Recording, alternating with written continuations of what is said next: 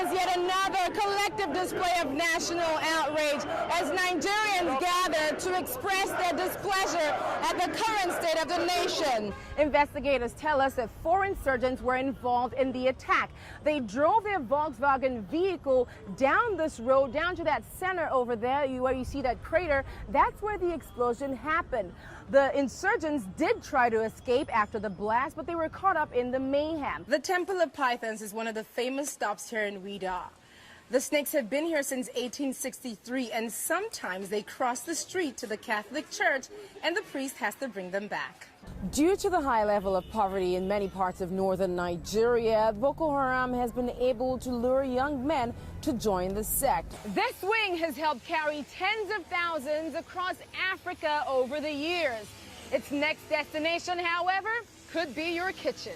With the recent string of killings and kidnapping of schoolgirls by Islamist group Boko Haram, improving girl-child education may become all the more difficult. Adaure Achumba, Maraba, Nasarawa. Now, the aim is to get rid of anonymity and identify those who qualify for services. But making the process work is definitely an uphill battle, especially in communities like this one. Scores killed and scores more injured. Monday's bombing was one of the deadliest Nigeria has ever seen. It's certainly the most devastating attack on record in the capital. And the Yaya car park is but a shadow of what it once was. Usually this bus park is crowded with commuters and private sector workers, and on Monday these buses were fully loaded with passengers. Investigators tell us that 4 insurgents were involved in the attack. They drove their Volkswagen vehicle down this road, down to that center over there where you see that crater. That's where the explosion happened. The insurgents did try to escape after the blast, but they were caught up in the mayhem. Investigators also found one of the bodies still with wires. More than 30 vehicles were destroyed. A series of secondary explosions took place as a result when their fuel tanks ignited. The blast was felt even on the nearby highway. Windscreens shattered, causing multiple accidents as motorists try to flee. Like our drivers and some of the ones that works with us in the park, really we lost most of them. But we have not gotten fully account of them here because we are still searching, going to the hospital, from one of the hospital to the other to general hospital, to make sure we can get full account of them through their identity. And when we go through our files, we will know who and who is missing in the park. It's been more than 24 hours since the attack, and no one has claimed responsibility. Nigerian President Goodluck Jonathan blames Boko Haram insurgents. Most Nigerians suspect the Islamist sect as well. Adaure Achumba, Yaya, Abuja.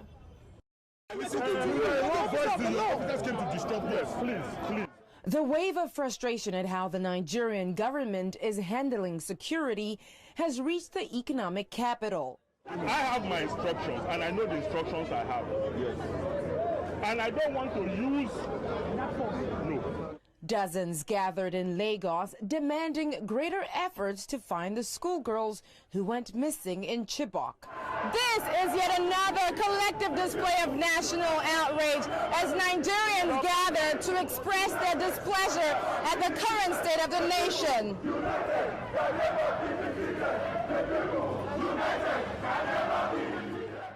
With police monitoring the demonstration, it quickly became heated.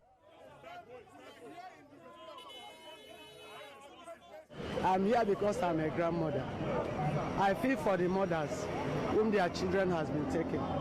They've been taken for the past 17 days, and the government has not done anything. We had means to go and look for their daughter, we shall and we will, if we could. But the people who are enforced by the Constitution to do these things Don't care about they don't care. I have a beautiful daughter also. I can't sleep if she doesn't sleep. You can imagine all those parents. Imagine what they will be going through right now. This is the state of the nation. This is what we are telling them. This is a stolen dream. The protests got underway in the capital, Abuja, on Wednesday. Scores marched towards Parliament, demanding tougher measures to get the girls released. Nigeria is at a crucial point, with elections coming up in less than a year. Some are calling for the president to resign if he can't do the job of protecting the nation's citizens. more protests are expected. Adaure Achumba, Lagos. In the process of running to escape, you get raped. The day Boko Haram attacked her hometown of Maiduguri in Borno State is a day 19-year-old Hassana will never forget. Her life changed forever. My scarf, they have to use it to tie my hands and my mouth. So one of them was actually the one that did it. I was pleading with them. That was all my words. I was thinking I could have something to protect myself, because even though I could scream, no one could hear me out at that kind of time. Embarrassed and ashamed by what had happened to her, Hassana tried to hide the events from her family. Hassana's father prevented her from finishing her final exams 2 months ago because he feared for her safety. It's a decision he will never regret. Boko Haram militants attacked Hassana's school in Chibok. Over 200 of her friends and classmates were seized. Hassana knows all too well what Boko Haram is capable of. When we go to sleep at night, all we do is hope for them. Have hope in them, like they will still make a way out of that. They will have their way out to escape, because they're my friends. Talk to me about that. I can imagine how they're suffering without anyone helping. How their parents are passing through traumas every day, thinking how their kids are surviving. And nothing is being done.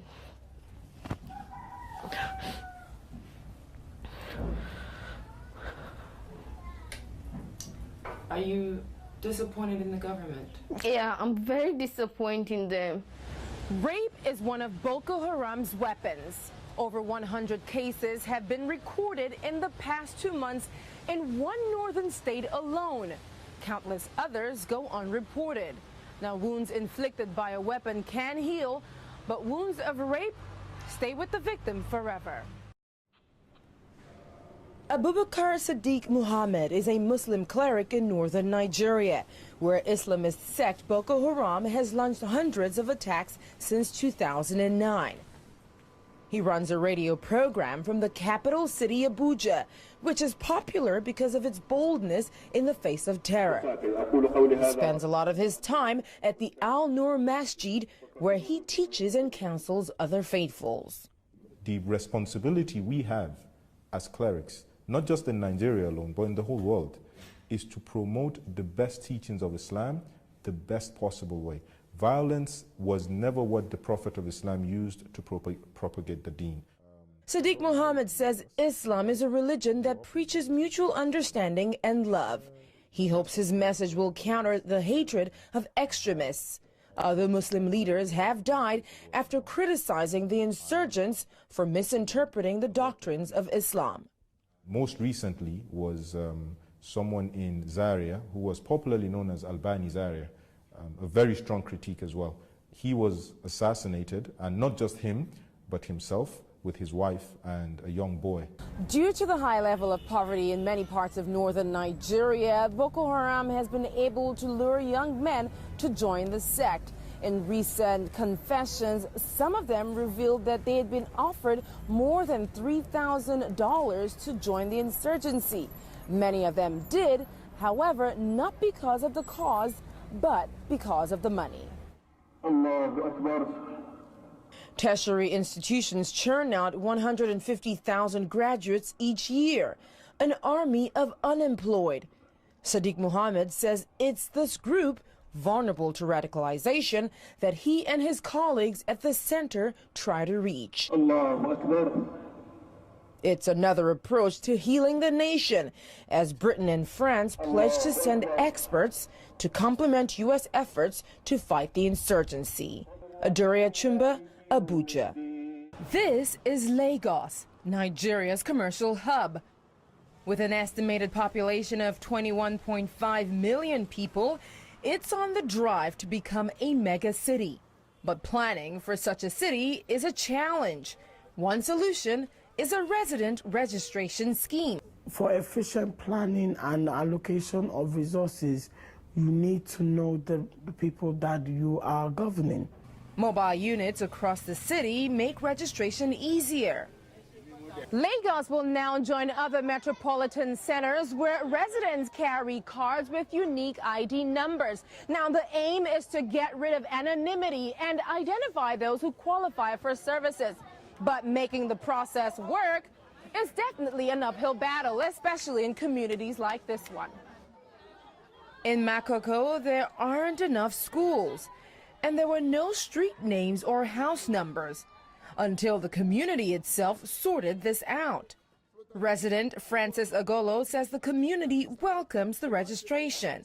If you are registered, you go to anywhere, your child go to the school, it will be enrolled. If you go to hospital, they will admit you.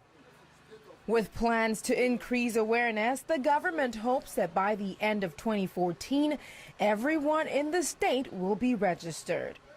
Adaure Achumba, Lagos. Ladies and gentlemen, this is your captain speaking. Welcome on board.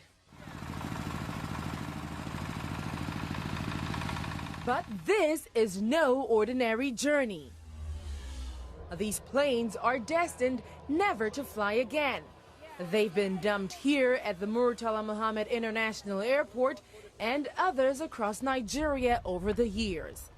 There are 13 abandoned planes at this airport alone, 65 in total nationwide. They're the remnants of failed airlines, failed smuggling missions, or simply failed dreams. Now the aviation ministry has decided it's time to remove them. We need this space to develop the airports. No graveyard. Take it out or I take it out for you. The airport's authority has called in contractors to break up the planes and to find a new use for their aluminum. This wing has helped carry tens of thousands across Africa over the years. Its next destination, however, could be your kitchen. They use it for building whatever they want to build, even electronics, pots, rails, roofing sheets, etc. Nothing is wasted. Some people have asked for it to be used for a restaurant. It takes around 3 days to take apart a Boeing 727. And in 3 weeks, all these former high flyers will just be so much scrap metal waiting to be melted down.